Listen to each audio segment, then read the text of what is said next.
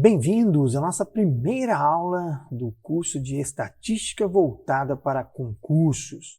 É o nosso primeiro encontro aqui das nossas aproximadamente aí 13 aulas, né, onde nós vamos tratar da estatística voltada, né, para concurso público e principalmente ajudar você, o grande sonhador que está do outro lado aí, a alcançar esse grande objetivo que é passar no concurso público.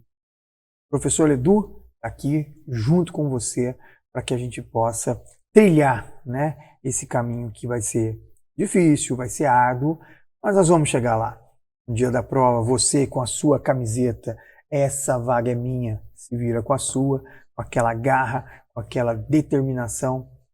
E espero eu aqui, professor Edu, possa te auxiliar nesse caminho, nessa trilha, nessa epopeia que nós vamos viver do mundo fantástico da estatística, da matemática, esse mundo absurdamente incrível. E eu espero estar auxiliando vocês aí nesse processo. Tudo bem? Então, vamos iniciar aí a nossa aula, né? Aula 1, né? Onde essa aula 1 ela é muito importante. Por que ela é muito importante, Edu? Porque nós vamos trabalhar aí conceitos iniciais, a parte da teoria. Quando a gente fala em matemática, em geral, né, não só a estatística, mas a matemática em geral, muitos alunos torcem o nariz, né? Ah, matemática é muito difícil, a matemática... Não, matemática não é nada de número, matemática não tem nada a ver com a questão relacionada a conceitos, falando em, por exemplo, logaritmo, né? A própria estatística. A matemática, sim, é o ato de pensar, é o ato de você raciocinar, resolver problemas, não de matemática, mas do dia a dia. Você nasceu matemático, você resolve problemas, você tem raciocínio lógico, então você é um grande matemático. O que nós vamos desenvolver são habilidades para que a gente possa usar algumas ferramentas matemáticas no nosso dia a dia e assim a gente conseguir aí desenvolver ou fazer com que, né, fique fluente alguns assuntos. Mas matemático você já é. Então, vamos lá. Matemático você já é. Estatístico, então, nem se fala. Tudo bem? Bom, moçada, o importante aqui para nós é o seguinte. Essa nossa primeira aula, como eu disse, ela é muito importante porque ela vai trabalhar os conceitos, tá?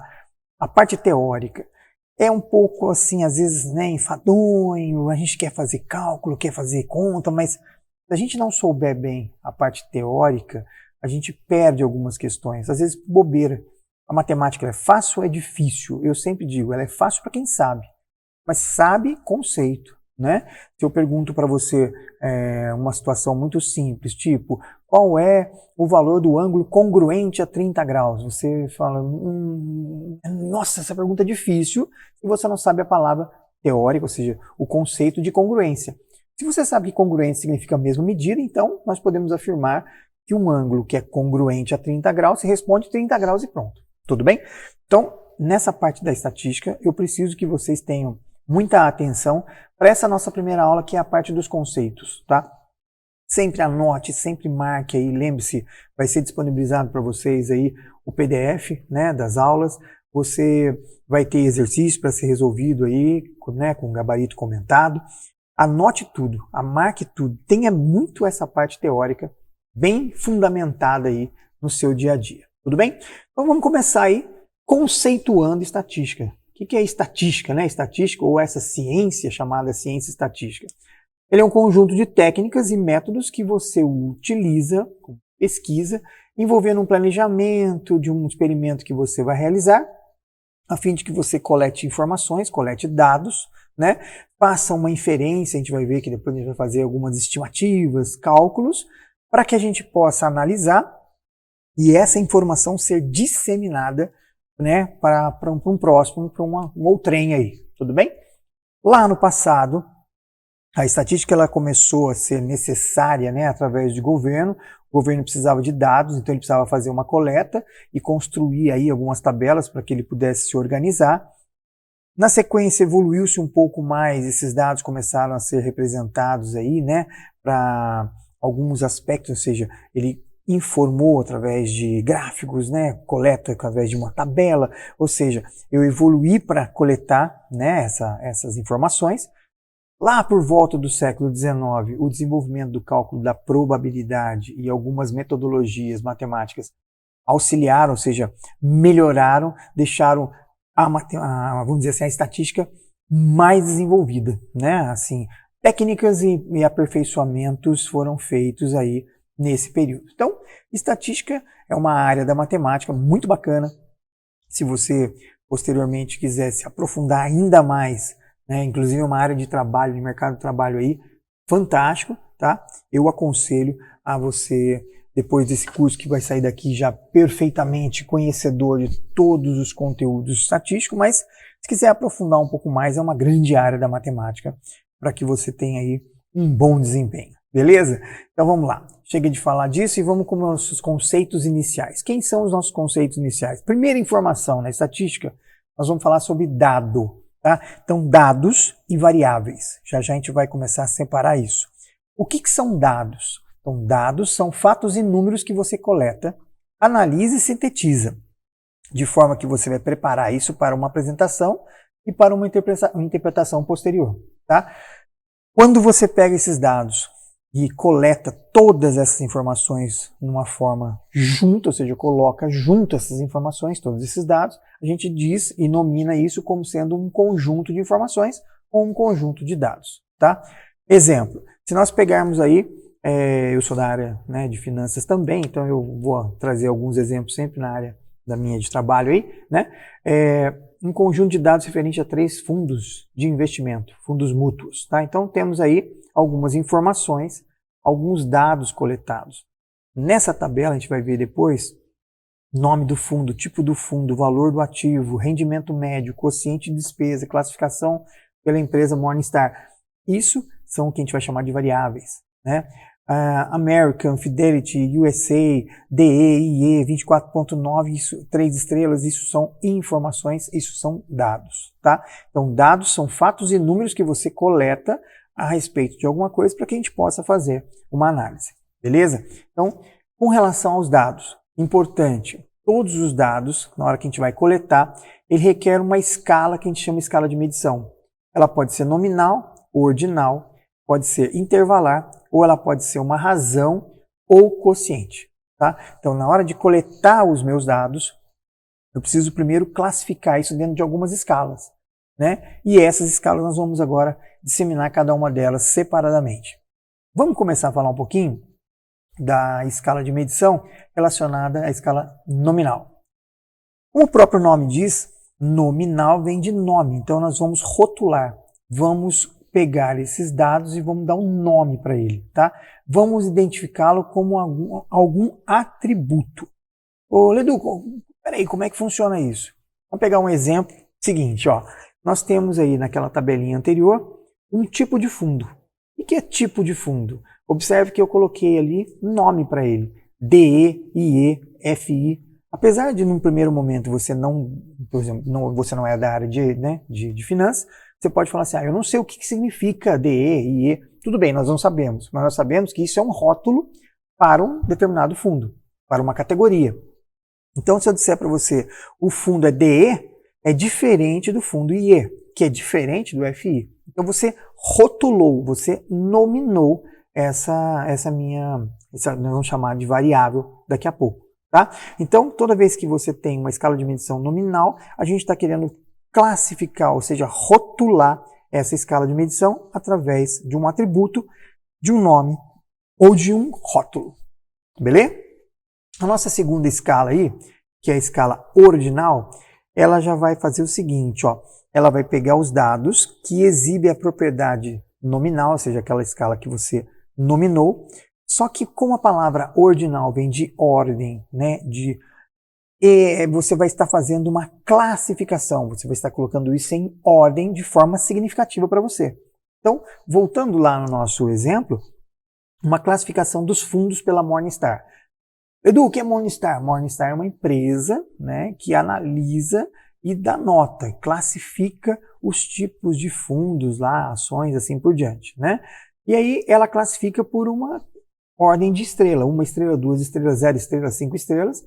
Essa ordem permite que a gente faça essa ordinalidade, ou seja, eu estou olhando e eu consigo falar, esse é o primeiro, segundo, terceiro, essa informação permite eu analisar, por exemplo, meus dados e eu posso classificá-los em ordem, tá? Então, a escala de medição ordinal é aquela que você coloca em ordem. Exemplo, o fundo American Century Ultra, ele tem 3 estrelas, e é diferente do Fidelity, que tem 4 estrelas. Então, quem é melhor? Pela classificação, se eu disser que a ordem de 0 estrelas é o pior e de 5 estrelas é o melhor, o nosso fundo Fidelity ele é melhor, né? Está melhor conceituado, está classificado, está numa ordem melhor que o anterior.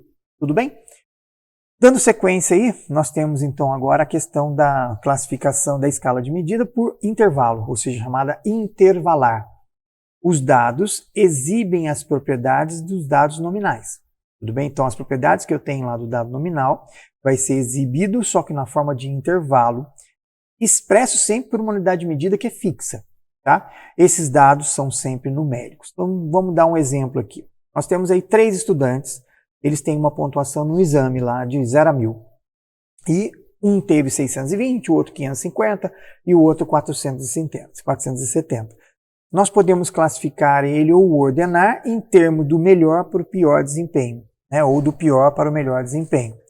E além disso, eu posso fazer um intervalo, eu posso classificar uma diferença entre pontuações. Por exemplo, o estudante 1, suponhamos que ele teve aí 620 pontos e o estudante 2 teve 550.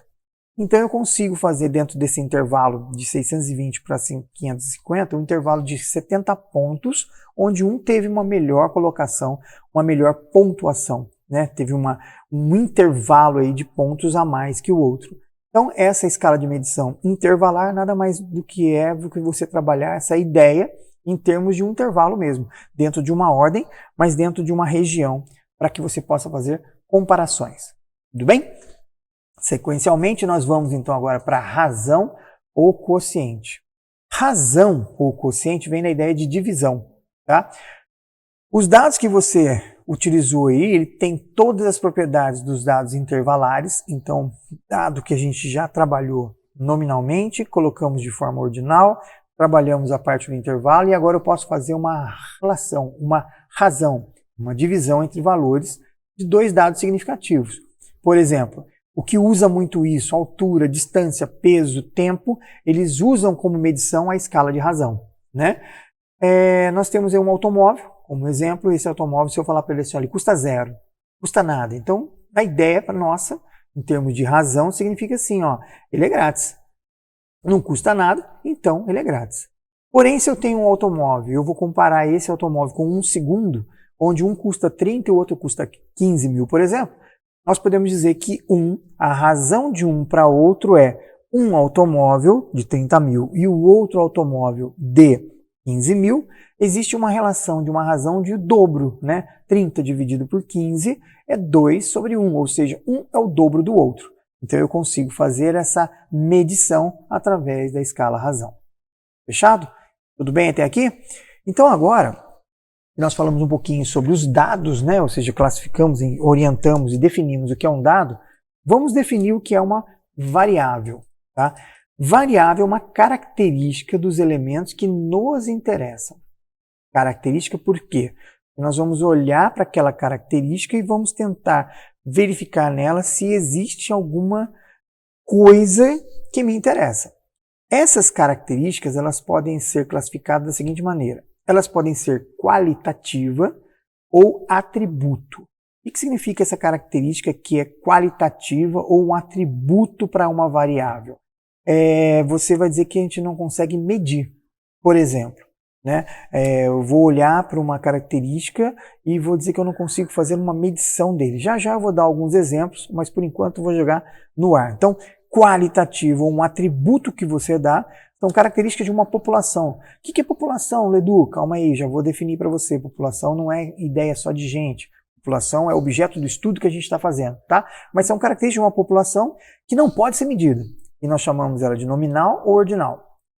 Quantitativa. Uma variável é quantitativa quando? Quando a gente consegue quantificar, consegue analisar através de números, que podem ser uma quantificação discreta ou contínua, tá? Então, de resumo seria, variável, definimos como qualitativo ou quantitativo.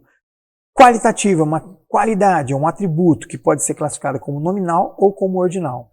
Quantitativo, contínuo ou discreto. Edu, não entendi nada dessa parte aí, me ajuda. Então, vou te ajudar agora. Ó. Primeira parte, variável qualitativa. Como eu disse, ela pode ser nominal.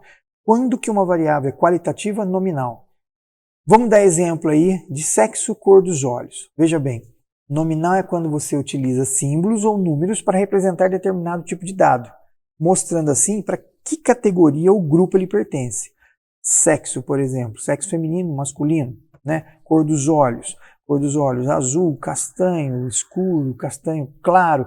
Isso é um atributo do qual a gente não mede. Não é que eu não... Cuidado, não é contagem de quantas pessoas. O atributo, quando eu falo atributo cor dos olhos, eu estou com uma variável qualitativa nominalmente. Cor de olho eu não faço medida. Cor de olho azul, isso é um atributo. Quantas pessoas têm olhos azuis? Depois a gente vai contar. Mas não que a variável seja de contagem. A variável no seu início, ela é uma variável, né, lá na origem dela, é uma variável qualidade, qualitativa, de forma nominal.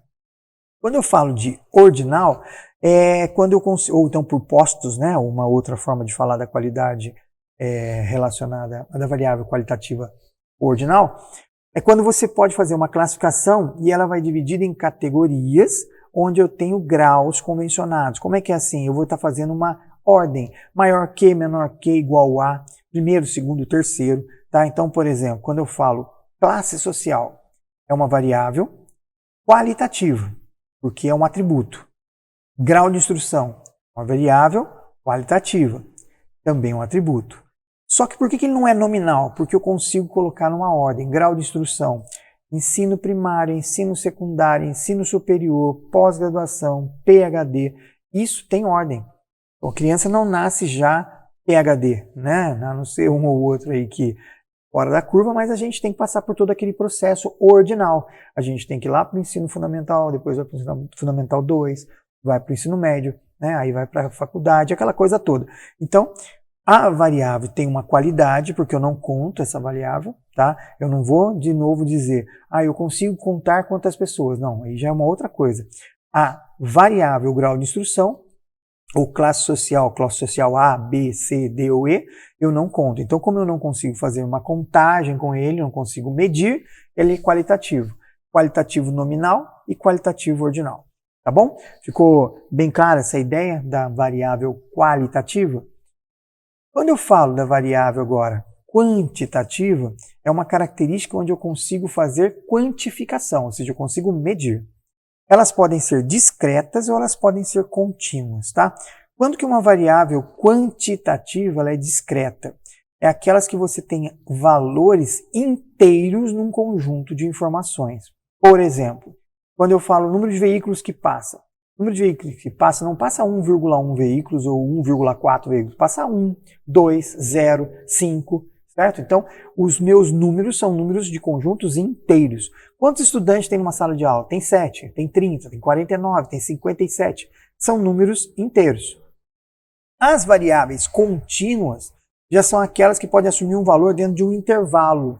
Então, por exemplo, essa forma de medição, você pode falar o volume de água no reservatório. Eu não tenho 2 litros, eu posso ter 2 litros e 200, 2,4, 5,35.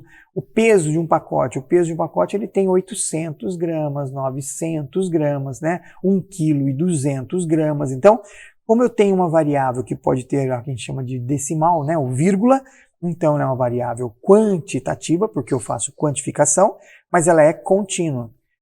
Quando eu não posso, ou seja, quando essa variável ela só é contada de forma com números inteiros, ela é dita como discreta.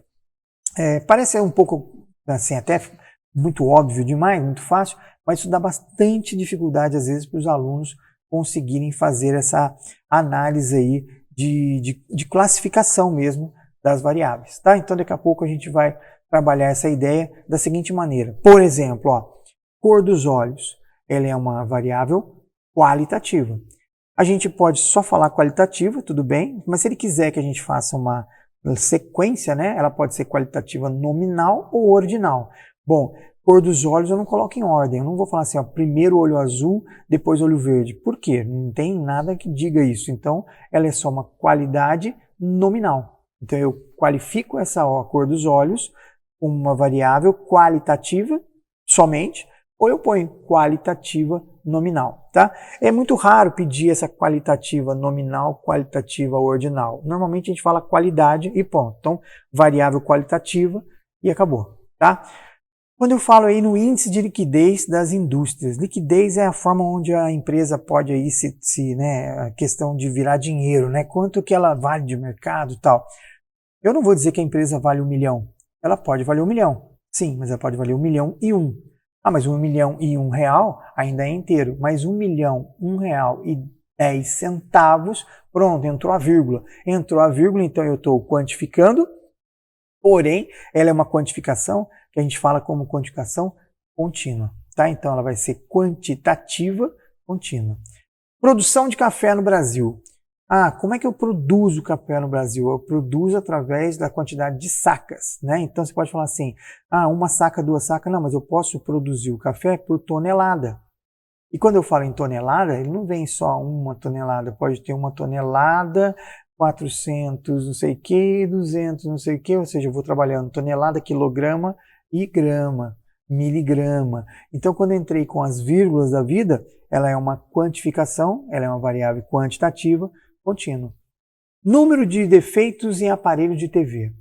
Nesse caso, eu consigo quantificar, mas eu não consigo dizer, né, que vai ter, eu não posso, né, não tem como eu dizer, teve 1,3 aparelhos com defeitos. É complicado de entender isso, né? Não dá para entender esse 1,3. Eu não consigo visualizar um aparelho e mais uma parte dele com defeito. Não, ou é 1, ou é 2, ou é 3, ou é nenhum, né? Então a gente consegue fazer a quantificação, só que de forma discreta, beleza? Acho que está ficando bem claro essas duas ideias aí na parte de quantitativa contínua e discreta. Outra coisa. Ledu, quando eu vou qualificar como quantitativo, discreto ou contínuo, eu tenho que analisar de forma bem geral. Eu posso escrever de forma discreta, mas eu posso também escrever de forma contínua se você disser que sim, vale a contínua. Tipo, eu posso escrever um número com vírgula? Se você disser que pode, então o que acontece é contínuo. Não posso, não tem como escrever com vírgula, não tem como eu falar que o número de aparelhos com TV vai ter vírgula, então ela é discreta. Tá? Comprimento dos pregos. Comprimento você pode falar 1 metro, 1 centímetro, 1 milímetro. Né? Você está trabalhando com escala menores que o inteiro, ou com vírgula. Ideia, vírgula, decimal. Então, a quantidade dele vai ser quantitativa contínua. O ponto obtido em cada jogada de um dado. Lancei um dado de, vamos lá, de 1 a 6, né? Numerados de 1 a 6. Os pontos nunca vai dar 1,3 pontos, 2,7 pontos. Vai ser sempre 1, 2, 3, 4, 5, 6. Tudo bem? Quantitativa, discreta. Estado civil. Estado civil não é quantificado. Veja bem, eu posso contar quantas pessoas estão casadas, quantas pessoas são, mas a qualidade, ou seja, o atributo inicial para a nossa variável estado civil, ela é quantificação. Desculpa, ela é qualificação, certo? Então, o estado civil dele é qualificado. Qualificado como solteiro, casado, viúvo. Qualificado ordinalmente ou nominalmente? Eu coloco em ordem, né? Tem uma ordem, primeiro tem que ser solteiro, depois tem que ser viúvo, depois tem que ser casado, depois tem que ser... Não tem uma ordem. Como não tem uma ordem, então é uma qualidade que a gente chama de qualidade nominal. Tá? Eu não coloquei aqui porque na maioria das vezes não se pede essa qualitativa com a sua subclassificação nominal ou ordinal. Mas você já entendeu bem que quando eu consigo colocar numa ordem, então é ordinal, e quando não ponho, é só qualitativa nominal. Beleza? Tipo de desodorante. Tipo de desodorante. Né? Desodorante roll-on, desodorante aerosol, desodorante em spray. É uma atribuição que a gente vai dar para ela. Então é um atributo, ela é qualidade, qualitativa. Tem uma ordem? Não é necessário, não é feita uma ordem para ele. Então ela é nominal. Renda mensal. Eu ganho R$1.000, eu ganho R$2.000. Então é quantitativa discreta. Espera aí, eu ganho R$ 2.223,35. Pode escrever assim? Pode. Então, ela é uma quantidade, ela é quantitativa, só que ela é contínua. Ok? Então, com base nessas classificações aí, acho que a gente conseguiu trabalhar bem, né, as diferenciações aí da nossa variável e da forma como a gente classifica essa variável. Isso é muito importante, porque depois, lá na frente, nos nossos cálculos, a gente vai estar sempre trabalhando esses conceitos aí. Beleza? Com base na estatística, nós temos aí estatística inferencial e estatística descritiva. Tá? Então, nós vamos trabalhar muito esses dois conceitos, mas para nós aqui agora, nesse momento, a gente vai tentar definir o que é estatística descritiva, né, de descrição. Então, estatística descritiva é aquela assim, ó, a maioria das informações, elas são publicadas nos jornais, revistas, relatórios de empresa, e elas consistem em dados que são sintetizados e apresentados de modo que você aí, o leitor, nós, leitores, né, entendamos de forma mais simples. Então, o que essa estatística descritiva faz? Ela compete para ela a coleta, a organização, a descrição dos dados e do cálculo e da interpretação de alguns coeficientes. São apresentados para nós em formas de gráficos, tabelas ou até em forma numérica. Tá? Com relação à forma numérica, a mais usual aí, a parte comum é a média de estatística, desvio padrão, a gente vai estudar tudo isso. Tá? Mas a descritiva, ela vem a descrever, demonstrar, né, as informações que a gente faz aí de forma bem simples. Ó, eu coletei os dados, peguei as variáveis, atribuí a ela uma tabela e você consegue bater o olho naquela tabela. E isso aí é a estatística descrevendo para você a informação. Assim como eu posso vir e fazer um cálculo, a média dos alunos desses dados aqui que tiveram nota tal, o desvio padrão. Então isso tudo compete à estatística descritiva. Tá? Então no nosso caso aí, por exemplo, você coleta os dados nessa tabelinha e com essa coleta você apresenta. Então essa informação que eu estou te apresentando aqui, essa tabelinha, ela está sendo apresentada no formato da estatística descritiva. Ela é a responsável por isso, tá? Beleza? Tudo bem? Lembre-se que essa primeira aula nossa ela é bastante informativa, é bastante teórica, mas é muito importante para nós. Beleza? E eu vejo aí, estou vendo aí do outro lado o olhar, o brilho no seu olhar, o brilho daquele cara, daquela menina, daquela pessoa, daquele homem, mulher, daquela pessoa que está aí louca, ávida pelo conhecimento e que nós vamos arrebentar no concurso. Tudo bem? Continuando então agora aí, fazendo um pouco referência, nós falamos da estatística descritiva, vamos fazer um pouco de referência da estatística indutiva, ou aquela que é inferencial. Nós vamos fazer uma inferência. Então, muitas situações requerem informações sobre um grupo bem amplo de elementos, indivíduos, empresas, eleitores, família, produto, e em função dessa amplitude, ou seja, de ter muita gente ou muitos dados para serem coletados, em função do tempo, do custo e alguns outros fatores, é possível você coletar informações somente de uma pequena parte desse grupo. O grupo mais amplo, aí, ou seja, eu vou pegar aí a informação dos eleitores do Brasil. Então, falando em população, seria a população do Brasil, né? Todo o conjunto de eleitores do Brasil. Então, como é difícil eu chegar aí na casa de cada um, de cada eleitor e saber qual é a opinião, né, qual a pesquisa de opinião sobre a intenção de voto dele, então a gente costuma ir lá e pegar uma parte desse grupo. A estatística indutiva ou inferencial, ela vem para estudar essa ideia, ou seja, eu vou pegar e coletar uma pequena amostra e dessa amostra eu vou fazer uma inferência.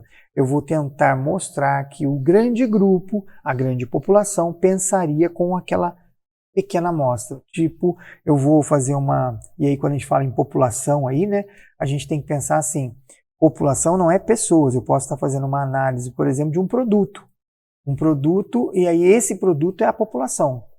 Todos os produtos que existem, né, todas as informações que tem daquele produto é a população geral. Exemplo, vamos falar sobre, sei lá, um refrigerante. Todos os refrigerantes são a minha população.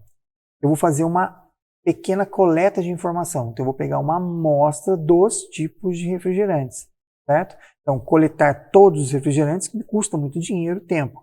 Mas coletando uma parte dele, eu tenho uma amostra e em cima dessa amostra eu faço uma análise e eu faço uma inferência de como seria o comportamento daquele grupo todo, tá? Então, quando a gente fala aí que a análise, a interpretação dos dados está associada a uma margem de incerteza, né, porque eu não posso afirmar com certeza absoluta, eu fiz uma coleta e digo, ó, 35% da intenção de voto, como aparece lá nas TVs aí, né, é para tal candidato. Aquilo tem uma margem de erro, que ele até fala, margem de incerteza. Por quê? A pessoa pode mudar, eu estou fazendo uma relação, dependendo da amostra onde eu peguei. Se eu for lá num jogo, aqui no estado de São Paulo, por exemplo, Palmeiras e Corinthians, e eu for naquele jogo, fazer uma pesquisa com as pessoas que estão dentro daquele estádio, qual time de preferência deles, provavelmente vai ser uma grande parte ou Palmeiras ou Corinthians, um ou outro de repente pode ser de um outro time, mas eu não posso falar, bom, no Brasil o time mais, né, volumoso, ou seja, tem maior torcida é o fulano de tal. Por quê? Porque eu fui fazer uma amostra num local não correto. Tudo bem? Então, essa medida de incerteza, essa medida do método que fundamentam a teoria para a gente fazer um cálculo de probabilidade, ou seja, eu estou fazendo uma análise de probabilidade, será que tantos por cento vai, a probabilidade de acontecer isso, tá? Quem trabalha esse conceito é a estatística que a gente chama de estatística indutiva ou a estatística inferencial. Beleza? Então, agora que a gente trabalhou um pouquinho aí dentro da descrição e da inferência, dentro da inferência estatística, como eu estou falando, existe um conceito importante de população. População, então, é um conjunto total de elementos portadores de, no mínimo, uma característica comum. Então, não entenda a população como só pessoas, tá? A gente normalmente fala população, pessoas. Não. População, dentro da estatística, está referenciado aí a um conjunto que tem, no mínimo, uma característica em comum. Quando você vai lá e pega um subconjunto desse conjunto, que a gente chamou de população, a gente está pegando uma amostra, né? Então, a amostra é uma parte dessa população escolhida aí anteriormente. Beleza? Então, população é o conjunto total dos elementos, a amostra é uma parte dele. Você já ouviu falar na palavra censo, né? O que significa a palavra censo na estatística? Censo é o processo de uma realização de pesquisa onde você coleta dados de uma população toda. Então, o censo eu não vou pegar uma amostra. A população definida foi os eleitores do Brasil. Então, o censo é eu ir de casa em casa, de porta em porta, cada um dos brasileiros e participarem da pesquisa. Então, isso é um censo. IBGE fez um censo, não sei o quê. Então, quando você ouvir a palavra censo, você está fazendo uma inferência aqui.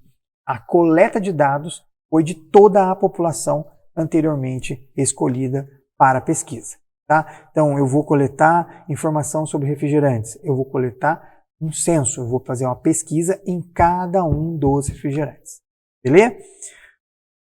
Pesquisa amostral, que é o mais usual, porque o censo é muito raro, acontece, eles têm que fazer algumas vezes esse censo, aparece essa palavra aí, né, do censo do IBGE, Instituto Brasileiro de Geografia e Estatística, mas, no geral, as pesquisas que são feitas usando estatística, elas são pesquisas amostrais, ou seja, eu vou sempre coletar dados relativos a uma amostra, porque é muito mais barato, muito mais viável, muito mais interessante, tá? Além disso, algumas outras informações importantes. Definimos o que é população, definimos o que é uma amostra, definimos o que é o censo. Nós vamos definir agora o que é a palavra parâmetro, tá?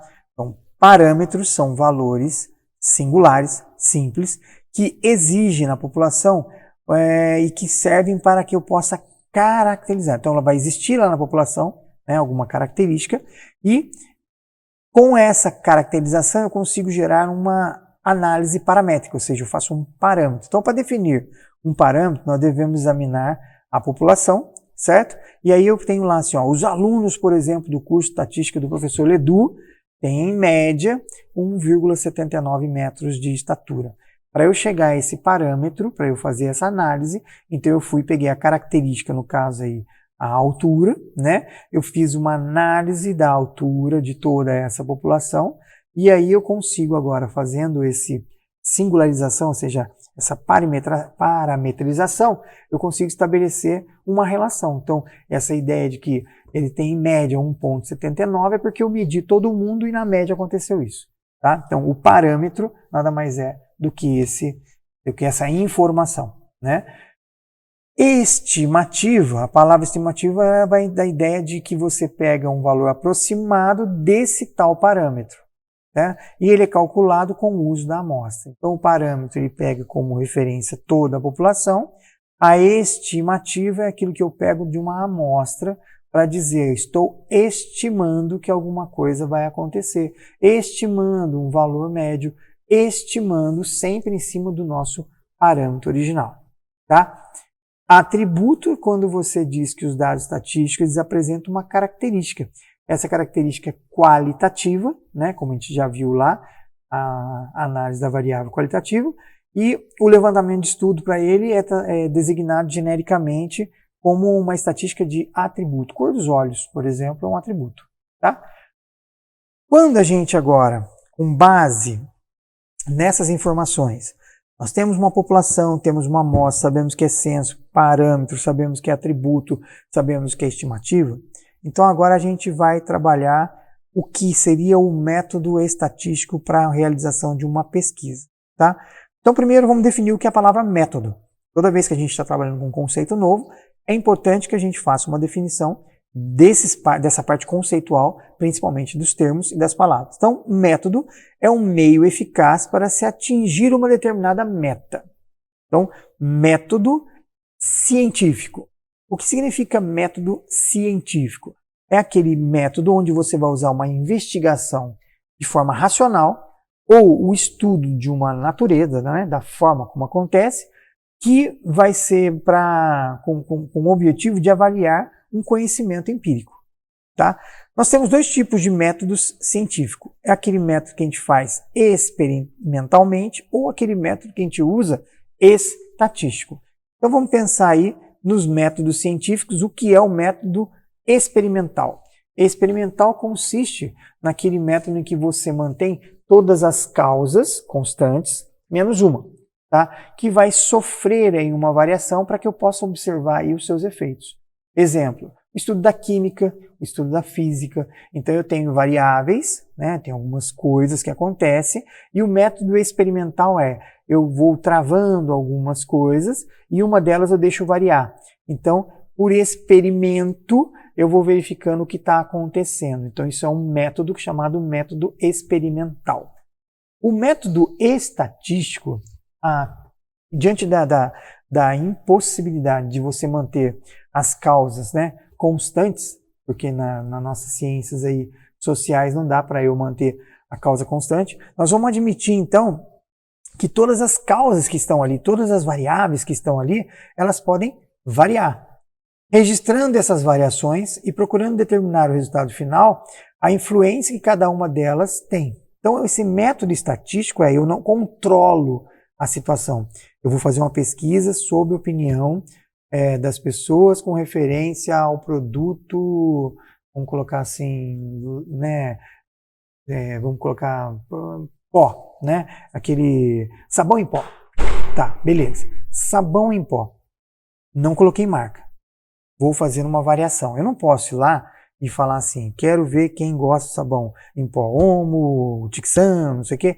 Eu não posso ir e indiciar a pessoa, ou seja, fazer com que a pessoa seja influenciada para que ela seja doutrinada. Se eu fizer uma pesquisa só com 2 marcas de sabão, por exemplo, eu estou direcionando aquela situação. Então, eu estou tentando controlar as variáveis. Isso não é um método estatístico. Tá? O método estatístico é aquele onde eu coloco as informações para fazer uma pesquisa, mas eu não direciono. Eu coloco todas as informações na mesa, todas as variáveis ali, e a pessoa vai, à medida daquela análise que ela faz, né, sobre aquilo, ela dá a resposta dela, e em cima daquilo o método estatístico consegue trabalhar e te dar uma informação devolutiva. Tudo bem? Então, por exemplo, quais são as causas que definem o preço de uma mercadoria quando a sua oferta diminui? Essa é uma pergunta. Né? Quais são as causas que definem o preço de uma mercadoria quando a sua oferta diminui? Ou seja, tem pouco para vender, né? A oferta e demanda, né? Então tem pouco para entregar. O que acontece quando essa oferta cai. A tendência é que vai subir o preço, tudo bem? Só que é impossível ali no momento da pesquisa você manter constante salário, gosto do consumidor, nível do preço e de outros produtos. Porque não é o fato daquela mercadoria estar com uma oferta pequena que ela vai subir o preço. A tendência é que isso aconteça. Mas, porém, aquela mercadoria está com preço, né, vamos dizer, com oferta diminuída. Mas e o salário da pessoa? Né? Ele tem condição de se aumentar o preço ele comprar? E o gosto? Né? E o nível dos preços do concorrente? Aquela mercadoria diminuiu, mas o outro não. E aquela outra satisfaz o meu desejo pagando o mesmo preço ou até mais barato. Então, essas variáveis eu não consigo controlá-las. Isso é o método estatístico, quando eu não consigo trabalhar com essa informação de forma onde eu tenha controle. Tá? Quando a gente fala agora na organização dos dados, nós temos aí o método estatístico trabalhado em fases. Tá? Então, como é que a gente vai organizar esse nosso método estatístico? Qual a primeira fase para a gente, então, fazer uma pesquisa estatística, utilizar o método estatístico? Primeira coisa, definir um problema. Nós precisamos saber exatamente aquilo que se pretende pesquisar. E eu tenho que definir muito bem o que é esse meu problema, ou seja, o que é essa informação que eu quero resolver. Então, definir o problema é a primeira fase. Na sequência, a gente vai trabalhar o planejamento. Como levantar essas informações, que dados nós vamos obter, qual o levantamento que a gente vai utilizar, é censo, não é censo, é por amostragem, qual o cronograma para a realização dessas atividades, quais são os custos, né, que estão envolvidos, entre outros aí que a gente pode utilizar, outras informações para esse nosso planejamento do nosso método, da utilização do método estatístico. Tá? Então, sempre vai trabalhar nessa situação, ó, é como se fosse um ciclo. Eu preciso de informações, eu preciso resolver um problema, eu preciso de informação de como está meu produto no mercado, como está a aceitação dele, né? Por que será que algumas marcas de refrigerante ficam o tempo todo ali, ó, falando para você, falando, porque a necessidade de sempre estar sendo lembrada, mesmo ela sendo líder de mercado, ela precisa fazer uma pesquisa para ver se na hora que você vai falar refrigerante, você fala tal refrigerante e não outro, tudo bem? Então essa necessidade de informações requer uma série de perguntas, uma série de hipóteses, onde eu vou coletar dados, vou fazer análise desses dados, vou comunicar essa informação. E aí eu volto novamente à ideia de pergunta, hipótese, dado. Então esse ciclo sempre está sendo analisado, porque eu continuo fazendo as minhas pesquisas, porque eu preciso saber como está o comportamento. Não é porque eu fiz a pesquisa hoje que eu não preciso nunca mais fazer. Fiz uma pesquisa, eu preciso estar continuando. Por exemplo, no caso das eleições, como a gente já utilizou esse exemplo, eles fazem várias pesquisas, porque eu tenho que ver como está o comportamento, porque um fato que aconteceu pode mudar a pesquisa de opinião. Você me ama hoje, eu falo uma bobagem aqui, você me odeia daqui a 2 segundos. Entendeu? Então, Ledu, você é demais, mas daqui a pouco, puta, Ledu, nossa, só fala bobagem. Então, essas informações, precisam estar sempre recorrentes aí, e essa é a necessidade, então, do ciclo, que envolve essa relação. Uma outra fase aí é a coleta de dados. Então, nós precisamos lá, definimos o problema, planejamos. Agora a gente vai fazer a coleta. O que é a coleta de dados? É você registrar mesmo, de forma sistemática, essas informações, com um objetivo determinado. Então, nós podemos pegar esses dados de duas formas. Nós podemos pegar os dados de forma primária ou secundária. Edu, quando que um dado é falado, é tido ou caracterizado por dado primário? Quando são publicados pela própria pessoa ou organização que os haja escolhido, aquele que escolheu, aquele que fez lá. Então, uma tabela, por exemplo, do censo demográfico do IBGE. Isso é um dado primário, está ali, foi coletado, a informação está lá, pronto. O que é um dado secundário? Dado secundário é aquele quando são publicados por outra organização. No caso, um exemplo aí, quando um determinado jornal publica estatística referente ao censo demográfico extraído lá do IBGE. Então, observe, o dado primário foi a primeira pessoa que coletou aquela informação, está ali. Quando eu vou lá e pego informações daquele dado primário, eu estou pegando então um dado secundário. Lembre-se, é muito importante, é sempre mais seguro que você trabalhe com as fontes primárias. Tá? O uso dessa fonte secundária traz riscos de erro. Por quê? Porque como você está fazendo aí uma fonte secundária, o cara pode não ter pego a informação direitinho lá né, como saiu na forma original. E aí você está usando o dado dele. Então, com essa informação do dado dele, você pode incorrer num erro. Eu vou lá e publico que um fundo, por exemplo, tem 3 estrelas. E aí uma outra pessoa vem e pega por uma questão, sei lá, aconteceu, ele coloca 2 estrelas. O cara que vai usar o dado secundário, ele já está usando um dado com um erro aí, uma margem de erro. Entendeu? Então, essa coleta de dados é sempre importante. Se eu consigo ir lá direto no primário, como assim? Eu vou fazer uma pesquisa, eu vou lá direto em você. Eu que faço, você, a intenção de voto, o seu gosto por determinado produto, o seu tipo de carro, a marca, eu vou em você. É diferente de eu perguntar para um amigo seu, qual é o gosto da marca do fulano de tal? Ou então você falar, qual seria o gosto do Ledu? E não perguntar para mim. Então isso é a diferença do dado primário, coleta direta, do dado secundário, coleta na sequência. Tá? Ainda falando com a relação da coleta de dados, né? Então nós temos aquela coleta direta, é quando você vai lá e obtém na fonte, a empresa que realiza uma pesquisa, por exemplo, para saber a preferência dos consumidores pela sua marca. Ela vai lá direto na fonte. Então, vai lá na forma de perguntar para você que é o consumidor, dá a resposta para ele. A coleta contínua é aquela onde você está sempre, né, registrando, por exemplo, nascimentos, registrando óbitos, registrando casamentos. Isso é uma coleta de dados constante, contínua. E aí, isso está lá sempre de forma liberal para você. Podemos fazer coleta de dados também de forma mais periódica, né? A cada período eu faço aí um recenseamento demográfico. Por quê? Mudou. Pessoas nasceram, pessoas morreram, como que aconteceu? A pessoa que morava na zona rural agora está morando na zona urbana e assim vice-versa.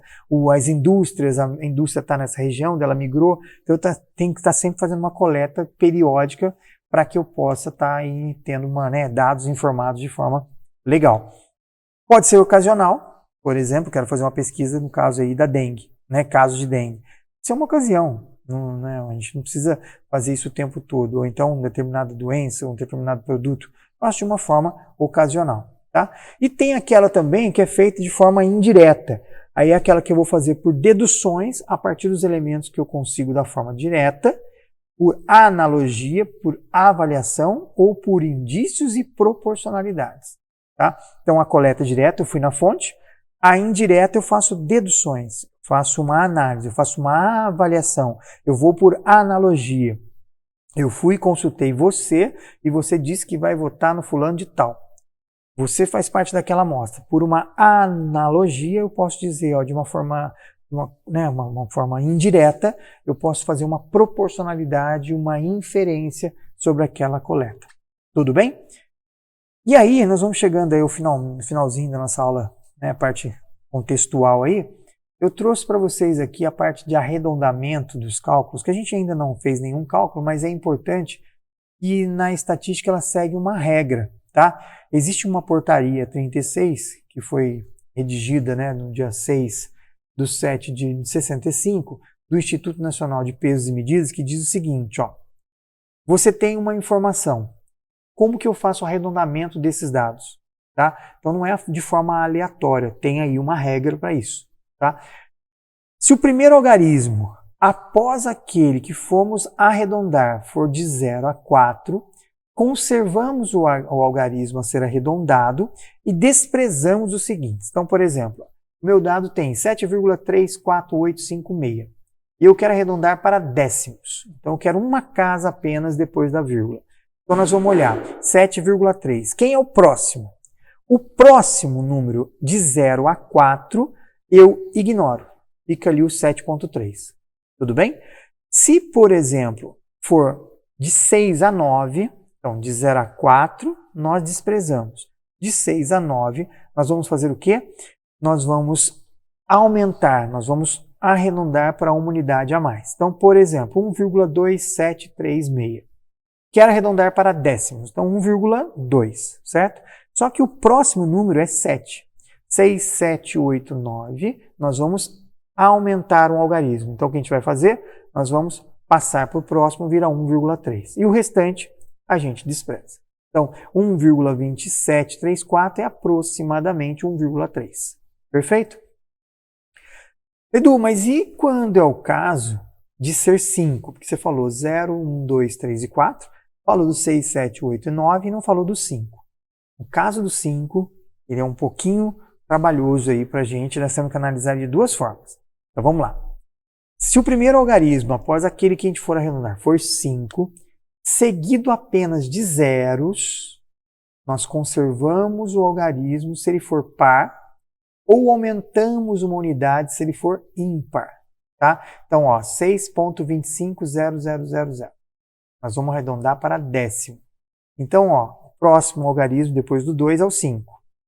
Como nós temos aí, ó, a questão da continuidade dele e o número que está ali é par, então o que a gente fez, o 2 é par, ele mantém. 12,350000. Vou arredondar para 12, no décimo. 5, seguido de zeros, mas o número que está ali é ímpar. Então, o que a gente faz? A gente adiciona uma unidade, 12,4. Se a unidade é par, 6,2, 6,4, 6,6, 6,8, com 5, com um monte de zero, mantém-se. 6,1 é 12,1, 12,3, 12,5, 12,7. Se é ímpar, a gente aumenta uma unidade. Então, ele redonda, no caso ali, para 12,4. Beleza? Porém, isso quando 5 acompanhado de um monte de zero. Mas se o 5 for seguido por outros algarismos, dos quais pelo menos um é diferente de zero, então nós vamos aumentar uma unidade no algarismo e vamos desprezar o seguinte. Então, nós temos lá 8,250, mas tem um 2. Então não é tudo zero. Então não cai naquele caso de cima. Como não cai naquele caso de cima, a gente vai arredondar para 8,3. Não importa se é par ou ímpar, não cai naquele caso lá de cima. A gente vai simplesmente arredondar para 8,3. 8,4503, 8,4513, 8,45 qualquer coisa, a gente vai arredondar, no caso aqui, para décimo, então 8,45,8,5. Tudo bem? Então, essa ideia de arredondamento, ela vai fazer parte aí do nosso processo para que a gente possa fazer aí a análise depois dos nossos dados, né, na montagem das tabelas e tal, e seguir a um padrão. Tá?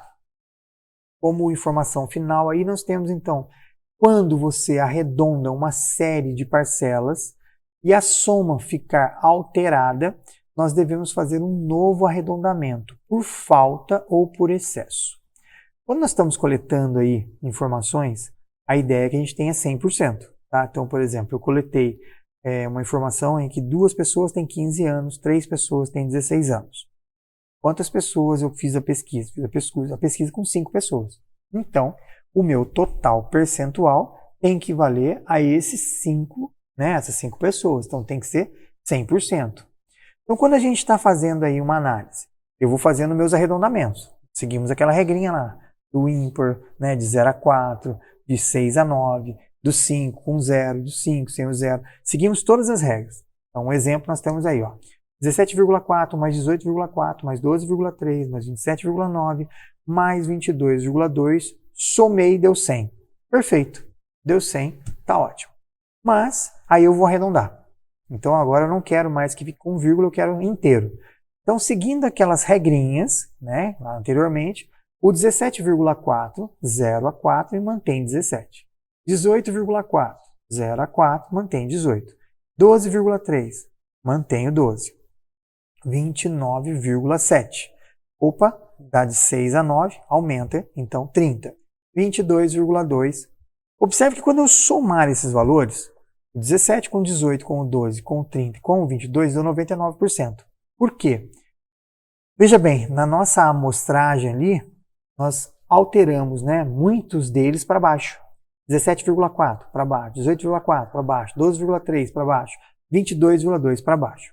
Então, eu preciso, como diz lá, quando a gente arredonda uma série de informações e ela fica alterada por falta ou por excesso, eu devo fazer um novo arredondamento na maior parcela do conjunto, de modo que a soma fique inalterada. Então, dos valores que eu tenho ali, qual é o maior? O 30.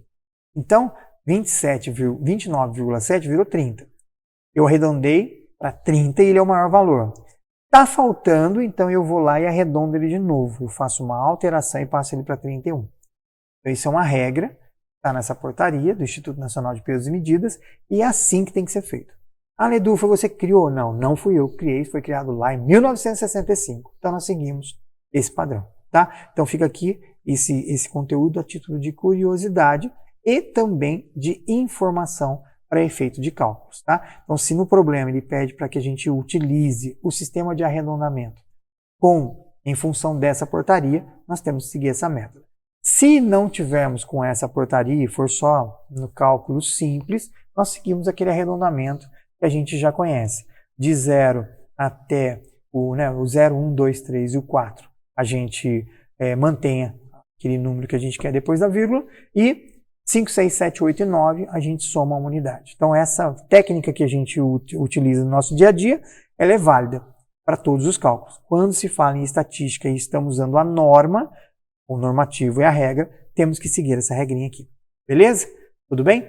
E aí agora, para a gente finalizar nossa aula de hoje, né, vamos pegar alguns exemplos que caíram aí, questões que caíram em concurso, né, para a gente ver como que nós nos sairíamos hoje aí com relação aos conteúdos que nós aprendemos aqui e que nós vamos rever aí e assistir essa aula várias vezes para ficar bem fixado, tá bom? Nós temos um pesquisador que ordena uma lista de cidades segundo o ritmo de vida, do mais lento para o mais acelerado. Esse pesquisador está operando no nível de medida, os pontos, nominal, ordinal, sequencial ou intervalar. Até troquei a ordem, intervalar ou sequencial. Tá? Então, pensando, pesquisador ordena uma lista de cidades, então tem lá várias cidades, segundo o ritmo de vida, do mais lento, ritmo mais lento, para um ritmo mais acelerado. Essa ordenação, essa escala de medição, ela é nominal?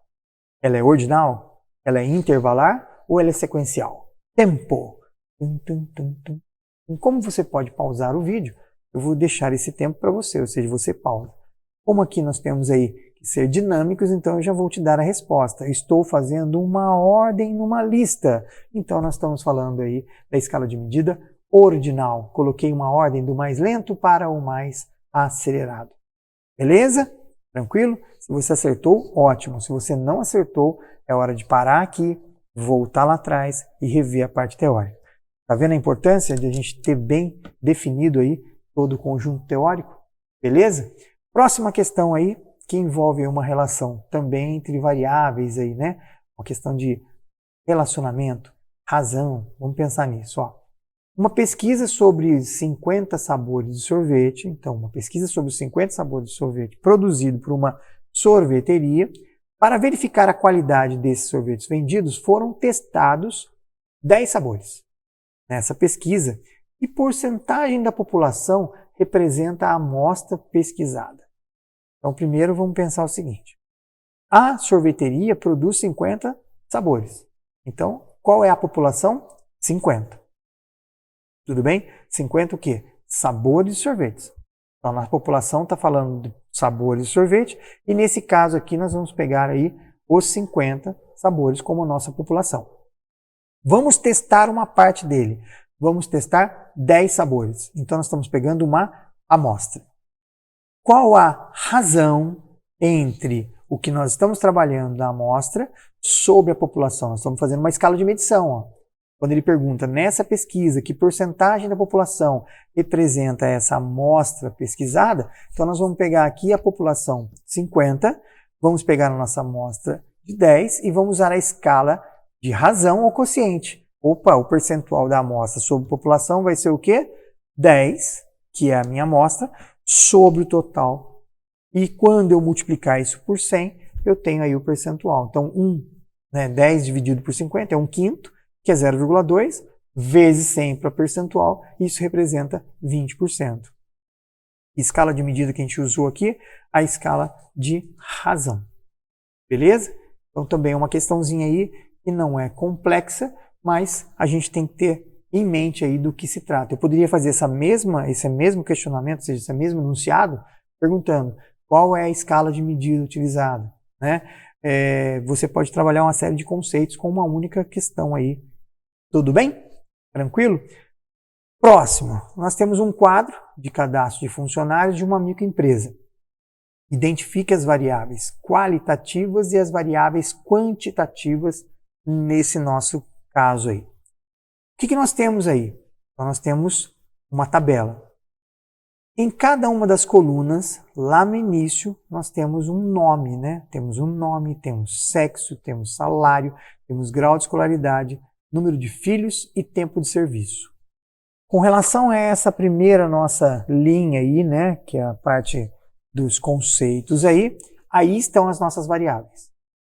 Abaixo das variáveis, nós temos os dados que foram coletados dentro de cada uma dessas variáveis. Então, dados como nome, então o nome de cada um, dados como o sexo, né, feminino ou masculino, dados como o valor do salário, dados como o seu grau de escolaridade. Então, isso são dados referentes às variáveis. Então, nós precisamos pegar agora cada uma das variáveis e falar assim, o que são variáveis de qualidade? Por exemplo, nome é qualidade, sexo é qualidade, salário, grau de instrução. Então, nós vamos pegar aqui e classificar como qualidade nominal, ou seja, qualitativa, onde eu não vou ordenar, só vai ter um atributo. O nome é um atributo, o sexo é um atributo. Tá? Então, eu não coloco em ordem. A Keila vem primeiro que a Carla, ou o sexo feminino vem antes do masculino, o masculino antes do feminino. Não tem ordem, então ele é qualitativo nominal. Qualitativo ordinal. Opa, eu vou fazer aí um atributo a ele, mas eu consigo classificar isso de forma ordinal. Então, qualidade relacionada ao grau de escolaridade, é um atributo. Eu consigo fazer uma ordem, pessoas que estão no ensino médio, universitário, especialização? Sim. Então, ele é uma qualitativa ordinal. Tá? Com relação aí à qualidade contínua, é aquela que a gente pode escrever com decimal, com vírgula, né? Então, quantidade, quantitativa, eu consigo quantificar salário? Sim. Eu consigo quantificar número de filhos? Sim. Eu consigo quantificar tempo de serviço? Sim. Porém, o número de filhos, eu não tenho um filho, vírgula, né?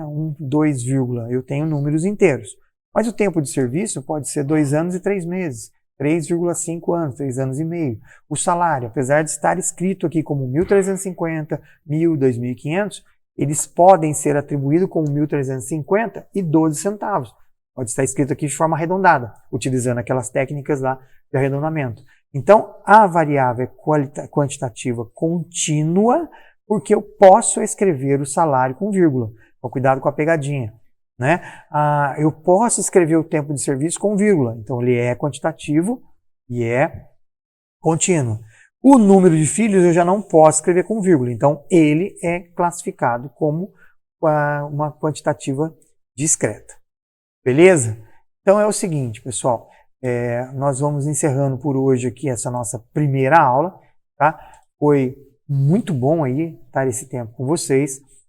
Vai ser disponibilizado em breve o nosso PDF aqui, né? Vai estar disponível para vocês também e vai ter aí alguns outros exercícios para vocês estarem fazendo e analisando dentro dessa primeira parte. É óbvio que a estatística tem muita coisa para a gente trabalhar, nós vamos trabalhar aí bastante nesse período junto, mas é importante que essa primeira aula, esse primeiro conteúdo fique bem fixado na cabeça de vocês. Então assistam, reassistam essa aula, guardem bem todos os conceitos, porque lá na frente, na hora de resolver questões, se a gente não souber bem essa parte teórica, a gente pode perder uma questão aí que seria de forma fácil, simples e que a gente acaba desperdiçando, tá bom? Um forte abraço para você. Não se esqueça, essa vaga é minha, se vira com a sua, tá bom? Edu e você, tudo a ver. Até a nossa próxima aula. Forte abraço. Fica com Deus e estamos indo embora. Tchau.